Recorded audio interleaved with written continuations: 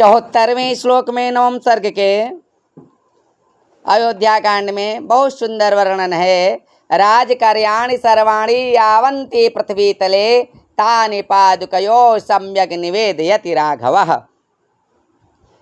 पृथ्वी के जितने राजकार्य होते उन सबको वे रघुश्रेष्ठ भरत जी पादुकाओं के सामने निवेदन कर दिया करते थे। आज हमने यह कार्य किया प्रभु। इस प्रकार रामचंद्र जी के आगमन की प्रतीक्षा से अवधि के दिन गिनते हुए वे राम में ही मन लगाकर साक्षात ब्रह्मर्षि के सामने रहने लगे, ब्रह्मर्षि के समान रहने लगे। जिस प्रकार एक ब्रह्मर्षि रहता है उसी के समान वे नंदीग्राम में राम जी के प्रति मन लगा करके रहने लगे। इधर रामचंद्र जी ने भी मुनियों से घिरे रहकर सीता और लक्ष्मण के साथ चित्रकूट पर्वत पर कुछ दिन बिताए। रामचंद्र जी को सीता और लक्ष्मण के साथ चित्रकूट पर विराजमान सुनकर आसपास के नगर निवासी उनके दर्शनों की इच्छा से सदैव आया करते थे।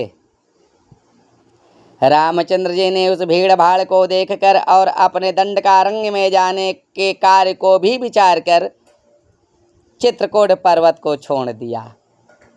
वहां से चलकर वे सीता तथा लक्ष्मण के सहित अत्रि मुनि के अति उत्तम और जनसमूह आश्रम में आए, जो सब प्रकार सुखपूर्वक रहने योग्य था।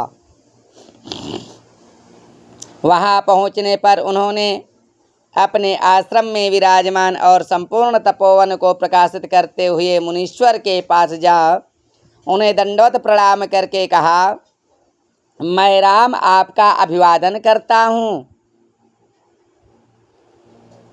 मैं पिता की आज्ञा से दंडकारण्य में आया हूँ।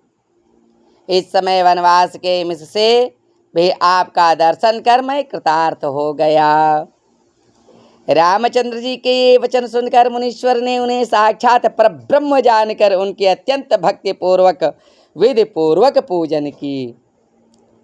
फिर वन्य फलों से उनका आतिथ्य सत्कार कर उन्होंने आसन पर विराजमान रघुनाथ जी, महारानी सीता और लक्ष्मण जी से प्रसन्नता पूर्वक इस प्रकार कहा, मेरी भार्या अनुसुईया नाम से विख्यात है।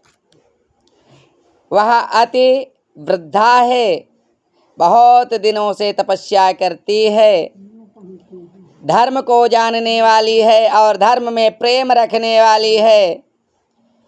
इस समय वह कुटी के भीतर है। हे शत्रु दमन राम, सीता उससे मिल ले।